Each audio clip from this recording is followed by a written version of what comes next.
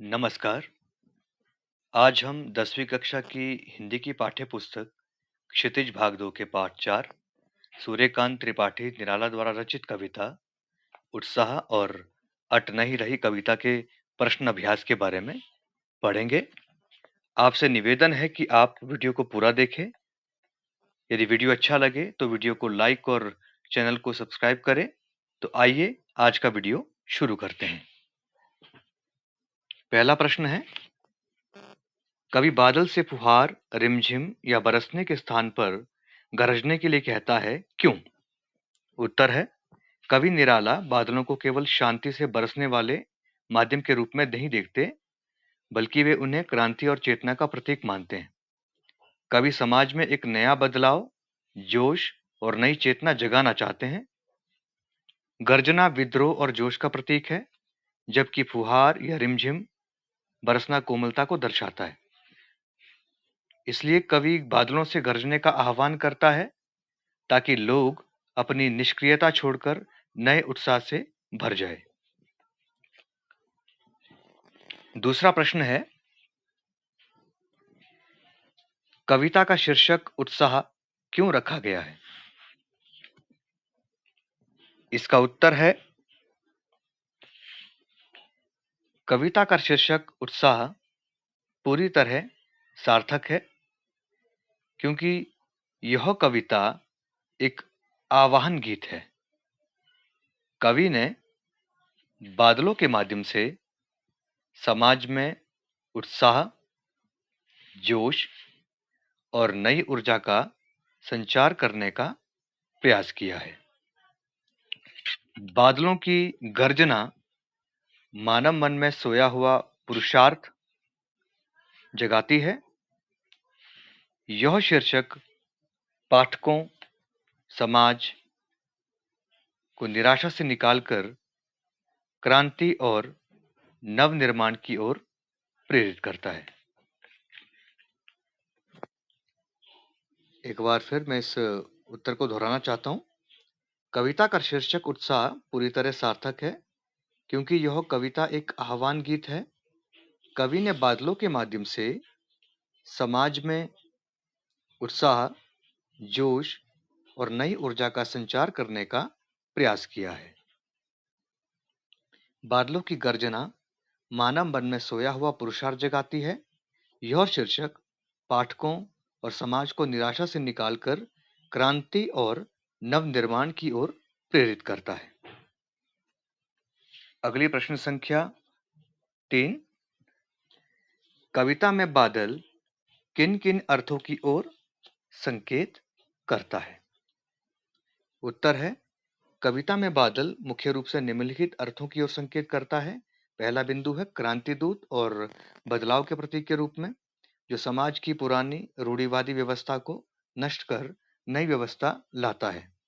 दूसरा बिंदु है पीड़ित शोषित जनता के रक्षक के रूप में, जो अपनी वर्षा से तपती धरती और व्याकुल लोगों की प्यास बुझाकर उन्हें शीतलता और जीवन प्रदान करता है। तीसरा बिंदु है नई ऊर्जा और सृजन के प्रतीक के रूप में, जो कवियों के भीतर नई कविता रचने के लिए नई प्रेरणा और उत्साह भरता है। तो ये जो 3 बिंदु थे, इन 3 बिंदु में स्पष्ट हो गया है कि बादल किन-किन ओर संकेत कर रहा है। अगले प्रश्न का अगला जो प्रश्न है वो इस तरह से है, शब्दों का ऐसा प्रयोग जिससे कविता के किसी खास भाव या दृश्य में ध्वन्यात्मक प्रभाव पैदा हो, नार सौंदर्य कहलाता है। उत्साह कविता में ऐसे कौन से शब्द हैं जिनमें नार सौंदर्य मौजूद है, छांटकर लिखिए। उत्तर है, उत्साह कविता में निम्नलिखित पंक्तियों और शब्दों में बेहतरीन नार सौंदर्य या बोल सकते ध्वन्यात्मक प्रभाव देखने को मिलता है। पहला डॉट है आपका, घेर घेर घोर गगन धराधर ओ, इसमें घ वर्ण की आवृत्ति और शब्दों का चयन बादलों के गिरने की गूंज पैदा करता है। दूसरा जो बिंदु है वो है ललित ललित ललित ललित काले घुंघराले। तीसरा बिंदु है बाल कल्पना कैसे पाले। चौथा बिंदु है विद्युत छवि उर्मे। तो ये चारों ही बिंदु नाद सौंदर्य को प्रकट करते हैं। इसके बाद जो अगला प्रश्न है वो इस तरह से है। ये रचना और अभिव्यक्ति से पूछा गया है। जैसे बादल उमड़ गुमड़ कर बारिश करते हैं, वैसे ही कवि अंतर्मन में भी भावों के बादल उमड़ गुमड़ उमड़ गुमड़ कर कविता रूप में अभिव्यक्त होते हैं। ऐसे ही किसी प्राकृतिक सौंदर्य को देखकर अपने उमड़ते हुए भावों को कविता में उतारिए। तो इसमें उत्तर हम ये बोल सकते हैं, नीले नभ पर छाए बादल, मन में जगा रहे हैं हलचल। रिमझिम बूंदे बरसी, मोर मुकुट थिरके पल पल। हरी भरी जो धरती मुस्काई, चारों ओर महक है छाई। ठंडी हवा के झोंके आए, मन का कोना कोना हर्षाए। एक बार हम फिर से इस कविता को पढ़ते हैं। नीले नभ पर छाए बादल, मन में जगा रहे हलचल। रिमझिम बूंदे बरसे, मोर मुकुट थिरके पल पल। हरी भरी यो धरती मुस्काई, चारों ओर महक है छाई। ठंडी हवा के झोंके आए, मन का कोना कोना हर्षाए। इस तरीके से हमने इसमें कविता को लिखा है। अब जो अगला प्रश्न है वो अट नहीं रही कविता से है। इसका पहला प्रश्न जो है वो इस तरह से है। छायावाद की एक खास विशेषता है अंतर्मन के भावों का बाहर की दुनिया से सामंजस्य बिठाना। कविता किन पंक्तियों को पढ़कर यह धारणा पुष्ट होती है, लिखिए। इसका उत्तर है, कविता की निम्नलिखित पंक्तियों से यह स्पष्ट होता है कि कवि के मन का उल्लास और बाहर बिखरा फागुन का सौंदर्य एक हो गए हैं। पहला बिंदु है, आभा फागुन की तन सट नहीं रही है। और दूसरा बिंदु है, कहीं सांस लेते हो, घर घर भर देते हो, उड़ने को नभ में तुम पर कर देते हो। इन पंक्तियों में फागुन के सांस लेने से घर का महकना और मन में उड़ने की तरंगे पैदा होना अंतर्मन और बाहरी दुनिया के सामंजस्य को बखूबी दिखाता है। तो ये थे आपके जो दो मुख्य बिंदु, जिसमें आपने छायावाद की खास विशेषता के बारे में देखा। अब इसके बाद हम पढ़ेंगे इस कविता के दूसरे प्रश्न के बारे में। कवि की आंख फागुन की सुंदरता से क्यों नहीं हट रही है? उत्तर है, फागुन का सौंदर्य इतना असीम, रंग बिरंगा और मादक है कि प्रकृति का कण कण सज गया है। पेड़ों पर नए पत्ते कहीं लाल कहीं हरे आ गए हैं और चारों तरफ रंग बिरंगे फूलों की बहार है।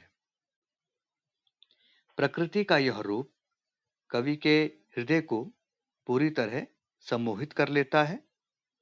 इसी असीम और जादुई सुंदरता के कारण कवि अपनी आंख चाहकर भी वहां से हटा नहीं पा रहे हैं। इसके बाद अगला जो प्रश्न है वो इस तरह से है। प्रस्तुत कविता में कवि ने प्रकृति की व्यापकता का वर्णन किन रूपों में किया है? तो इसका उत्तर है, कवि ने प्रकृति की व्यापकता, विशालता और फैलाव का वर्णन निम्नलिखित रूपों से किया है। पहला बिंदु है, चारों तरफ फैलाव। फागुन का सौंदर्य किसी एक जगह या सीमा में नहीं सिमट पा रहा है, वह सर्वत्र हर जगह बिखरा हुआ है। दूसरा बिंदु, कण कण में वास। प्रकृति की सुंदरता इतनी ज्यादा है कि वह धरती पर समा नहीं पा रही है, अर्थात सट नहीं रही है। तीसरा बिंदु, सुगंधित वातावरण। फागुन जब सांस लेता है तो उसकी खुशबू से हर घर महक उठता है। चौथा बिंदु, आकाश तक विस्तार। प्रकृति की सुंदरता मनुष्य और पक्षियों के मन में ऐसी उमंग भर देती है कि वे आकाश में पंख फैलाकर उड़ने को आतुर हो जाते हैं। जो इसका अंतिम बिंदु है वो है पेड़ों का रूप बदलना। पेड़ कहीं हरे तो कहीं लाल पंक्तियों से लद गए हैं या पत्तियों से लद गए हैं। ऐसा लगता है जैसे प्रकृति ने अपने गले में मंद मंद खुशबू देने वाली फूलों की माला पहन रखी हो। इसके बाद जो अगला प्रश्न है वो है, फागुन में ऐसा क्या होता है जो बाकी ऋतुओं से भिन्न है? उत्तर है, फागुन मास में बसंत ऋतु अपने चरम पर होती है, जो इसे बाकी ऋतुओं से अलग बनाती है। इसमें सबसे पहला बिंदु है, इस समय ना तो कड़ाके की ठंड होती है और ना ही झुलसाने वाली गर्मी। दूसरा बिंदु, पेड़ों के पुराने पत्ते झड़ जाते हैं और उन पर नए कोमल लाल हरे पत्ते आते हैं। अगला बिंदु है, चारों ओर रंग बिरंगे और सुगंधित फूल खिल जाते हैं, जिससे हवा में एक मादकता घुल जाती है। अंतिम बिंदु है इसमें, पूरी प्रकृति खिली खिली और प्रसन्न नजर आती है, जो बाकी किसी ऋतु में देखने को नहीं मिलती। अब इसके बाद जो अगला प्रश्न है वो इस तरह से है, इन कम इन इन कविताओं के आधार पर निराला के काव्य शिल्प लिखने की कला की विशेषताएं बताइए। उत्तर है, सूर्यकांत त्रिपाठी निराला जी शायाबाद के प्रमुख स्तंभ है। अट नहीं रही कविता के आधार पर उनके काव्य शिल्प की मुख्य विशेषता निम्नलिखित है। पहला है मानवीकरण अलंकार का सुंदर प्रयोग। कवि ने फागुन मास का मानवीकरण किया है, जैसे वह कोई जीवित मनुष्य हो जो सांस लेता है और आकाश में उड़ता है। दूसरा बिंदु है संगीतकता और व्यक्ता। कविता में एक सुंदर लय और संगीत है। शब्दों का चयन ऐसा है कि कविता को आसानी से गाया जा सकता है। तीसरा बिंदु है तत्सम प्रधान खड़ी बोली, जिसमें लिखा है, कविता की भाषा शुद्ध साहित्यिक खड़ी बोली है, जिसमें तत्सम शब्दों जैसे पुष्पमाल शुचि आदि बहुत से शब्दों का सहज प्रयोग देखने को मिलता है। अगला बिंदु है चित्रात्मकता। कविता पढ़ते समय आंखों के सामने बसंत ऋतु का एक सजीव चित्र खींच जाता है, जैसे रंग बिरंगे फूल, हरी लाल पत्तियां। इसके बाद जो अगला प्रश्न है वो इस तरह से है, जो रचना अभिव्यक्ति के आधार पे लिखा गया है। होली के आसपास प्रकृति में जो परिवर्तन दिखाई देते हैं उन्हें लिखिए। तो इसका उत्तर है, होली का त्योहार फागुन मास में आता है। इस समय प्रकृति में निम्नलिखित प्रमुख परिवर्तन दिखाई देते हैं, जिसमें पहला बिंदु है, शीत ऋतु की विदाई हो रही होती है और मौसम सुहावना हो जाता है।